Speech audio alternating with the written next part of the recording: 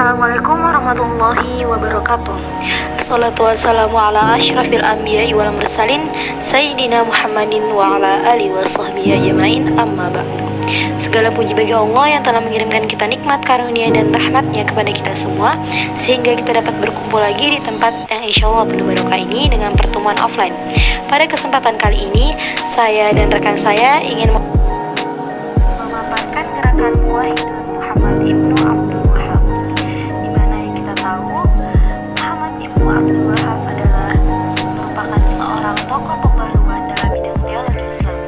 Ia dilahirkan di tengah keluarga ulama yang bila ditinjau dari sisi kedudukannya berasal dari keluarga terpandang.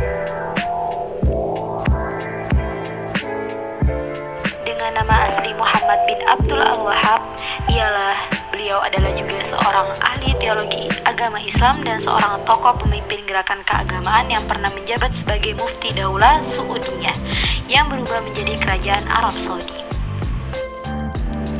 Muhammad bin Abdul Al-Wahhab, ia dilahirkan pada tahun 1115 Hijriah atau 1701 Masehi di kampung Uyainah. Pada tahun 1143 Hijriah, Muhammad bin Abdul Wahhab mulai berdakwah kepada pemikirannya yang dianggap sebagai mazhab baru oleh sebagian kalangan. Akan tetapi, dakwahnya ditentang oleh ayah dan guru-gurunya.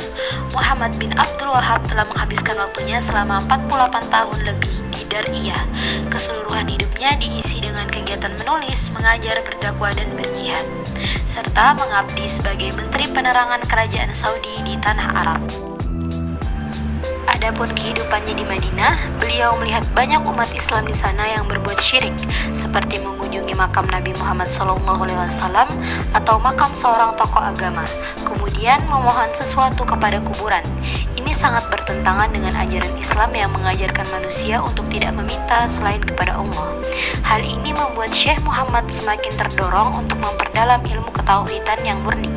Ia berjanji pada dirinya sendiri akan berjuang untuk mengembalikan akidah umat Islam di sana kepada akidah Islam yang murni, jauh dari sifat khurafat, tahayul atau bid'ah. Dan di Madinah sendiri, beliau berguru pada dua orang ulama besar dan termasyhur pada waktu itu. Mereka adalah Syekh Abdullah bin Ibrahim bin Saif An-Najdi dan Syekh Muhammad Haya Al-Sindi.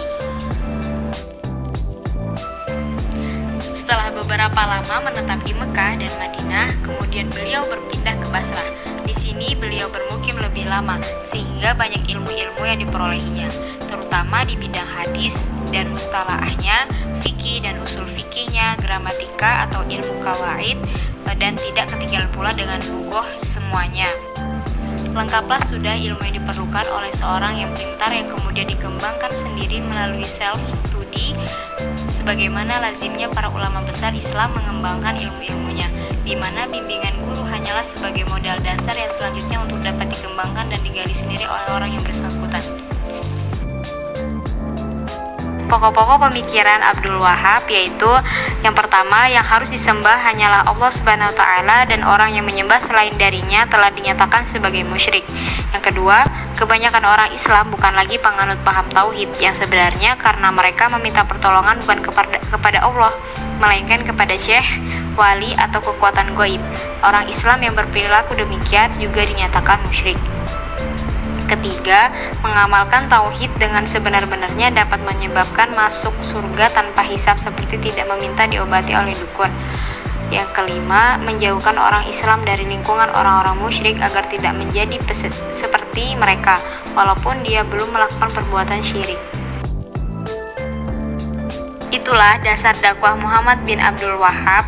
Dia mengikuti ajaran Ibnu Taimiyah. Menurutnya manusia bebas berpikir tentang batas-batas yang telah ditetapkan oleh Al-Quran dan Sunnah. Dia memerangi segala macam bentuk bid'ah dan mengarahkan orang agar beribadah dan berdoa hanya untuk Allah, bukan untuk para wali, syekh atau kuburan. Menurutnya kita harus kembali pada Islam pada zaman awal yang suci dan bersih. Paham-paham Muhammad Abdul Wahhab tersebar luas dan pengikutnya bertambah banyak sehingga di tahun 1773 Masehi mereka dapat menjadi mayoritas di Riyadh.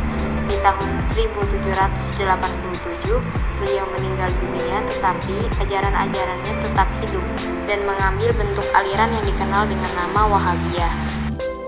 Selain itu, Ibnu Abdul Wahab juga mendapat julukan Rajul ad-Dakwah atau pejuang dakwah. Bahkan dia termasuk orang terdepan dalam pasukan kerajaan yang daerahnya meluas sampai meliput timur Jazirah dan sebagian Yaman, Mekah, Madinah, dan Hijaz. Sekian dan terima kasih pemaparan materi kami.